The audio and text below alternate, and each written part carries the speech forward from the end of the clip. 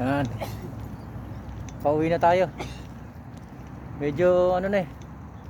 Mainit na. Yan, dala ko na yung ano ko, pang fishing. Good na Friday na lang ulit pag walang pasok. Libang-libang lang konti. Okay na rin yung mga 1 oras, 2 oras ka dito. At least na pag-enjoy, di ba? Abang-abang na lang tayo doon ng ano, ng sasakyan.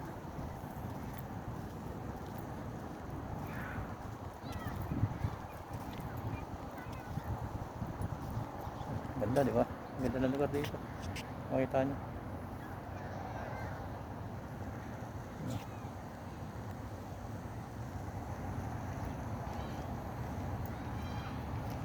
Yan, lakad mo tayo. Para makita nyo kung saan ako ano, sasakay sa taxi. Dito lang, lakad lang na dito. Ayun, ang ganda ng lugar, di ba? Dito maganda mag ano, mag jogging, walking. Itong lugar na to. Tapos sa tabing dagat ka pa, di ba?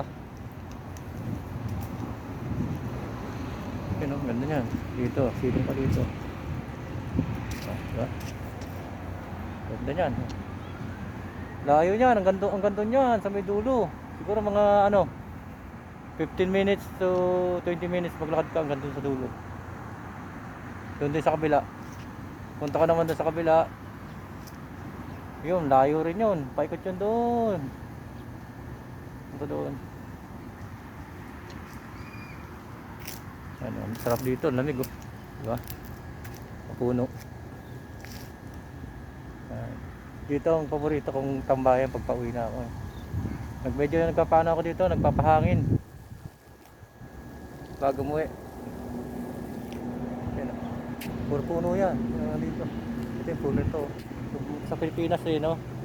Ganda sana nito kaso lang baka bahayan ng lamok eh.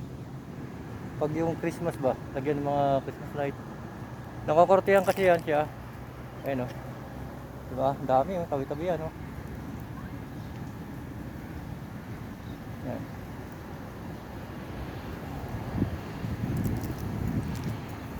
Ano tayo? Thank you po sa mga staff center ko po. Tsaka yung mga nagsisend ng badge sa akin. Thank you po. Thank you sa suporta nyo. Yung takote.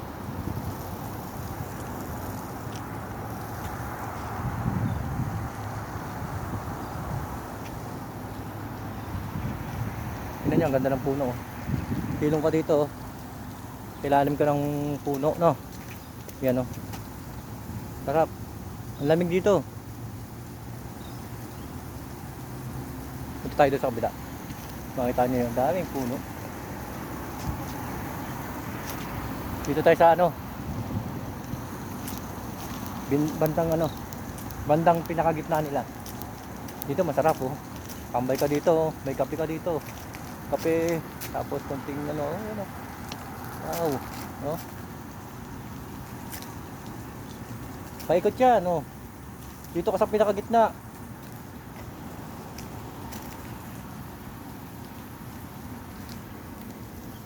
You know, pato, no? Nakaikot dito tayo sa pinakagitna nitong mga puno. Ang lamig dito. Pag yung taglamig, hindi ka pa pwede pumesto dito sa ano nito. Nanginginig ka. Medyo na muli ako sa ano ah. Sa init ah. Sarap ng hangin oh. Yung puno. Lamig. Hindi ka nga pag tumambay ka dito, marirelax ka lang ito.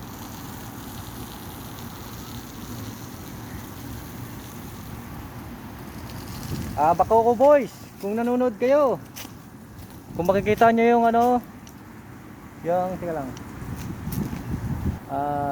Punta natin ha, Bakoko boys. Kung mapanood nyo to, para minsan makasama ko kayo. Ito yung lugar na ano, lagi kong pinipwestuhan. Nasa ano siya, roundabout, malapit sa Marina Mall. Yan yan, makikita pa dito. Good. Kung makikita nyo yung roundabout na yan, dito ako lagi nakapwesto. Banda doon, sa kabila, yung Marina Mall na sinasabi ko sa inyo. Nandun siya. Makakasama ko rin kayo isang beses. Kita rin tayo.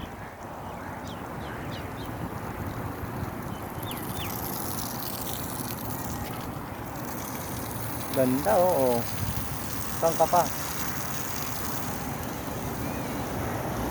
Mag-uwi ka sa Pilipinas ng mga ganyang puno. Ganda, oh. Try ko nga mag-uwi ng ano yan. Sanga. Baka ano, pasakaling buhay ba sa Pilipinas. Lagay mo lang sa ano mo, no?